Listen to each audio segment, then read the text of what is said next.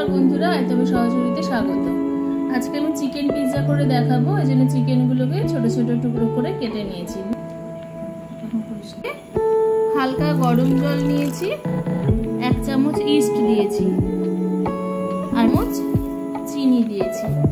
এবার এটা ভালো করে গুলে নেব। এটা 10 মিনিট মতো আমি ভালো করে ঢেকে রেখে দেব। চিকেনকে ম্যারিনেট করার জন্য কিছুটা ভিনিগার দিলাম, 1 চামচ আদা রসুনের পেস্ট দিলাম, কাশ্মীরি লঙ্কা গুঁড়ো দিচ্ছি, আর কিছুটা অরিগানো দিচ্ছি, স্বাদ অনুযায়ী নুন দিলাম। ভালো করে মিক্স করে নিচ্ছি। 250 গ্রাম মতো ময়দা নিলাম একটা পাত্রে, তাতে কিছুটা নুন দিয়ে দিলাম, আর ইস্টটা যেটা আমি গুলে রেখেছিলাম সেটা দিয়ে দিলাম।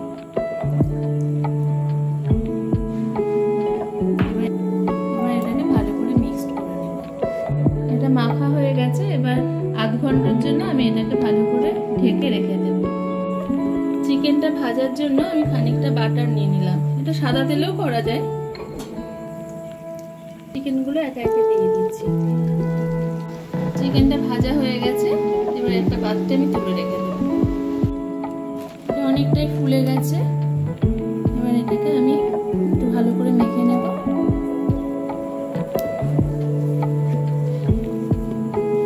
এটা থেকে আমি 2টো পিৎজা বানাবো। কিছুটা ময়দা নিয়ে নিলাম, এর মধ্যে দিয়ে দিলাম ডোটা। একটা মোটা করে বেলে নিয়েছি, কড়াইয়ের মধ্যে দিয়ে দিয়েছি। আগে আমি রুটিটা বানিয়ে নিচ্ছি, যাতে ফুলে না যায়, এজন্য কাঁটা চামচ দিয়ে এভাবে ফুটো করে নিতে হবে। গ্যাসে করছি, এটা আঁচ কমিয়ে আমি ভালো করে ঢেকে দিলাম।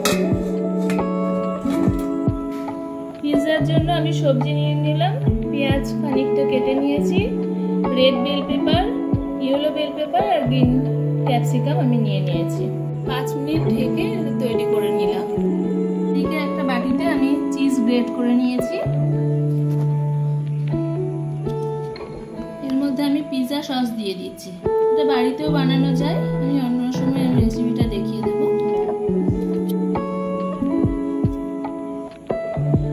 এর মধ্যে কিছুটা গ্রেট করা চিজ দিয়ে দিলাম।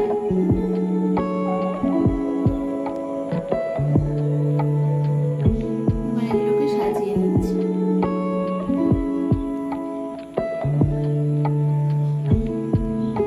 এর উপরে আবার কিছুটা চিজ আমি দিয়ে দিলাম। এবার এর মধ্যে কিছুটা অরিগানো দিয়ে দিলাম।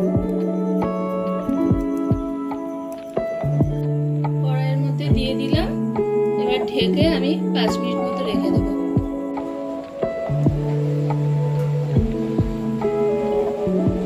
তৈরি হয়ে গেল চিকেন পিৎজা। এবার আমি এগুলোকে কেটে নেব। তৈরি হয়ে গেল চিকেন পিৎজা। আপনারা সবাই ভালো থাকবেন।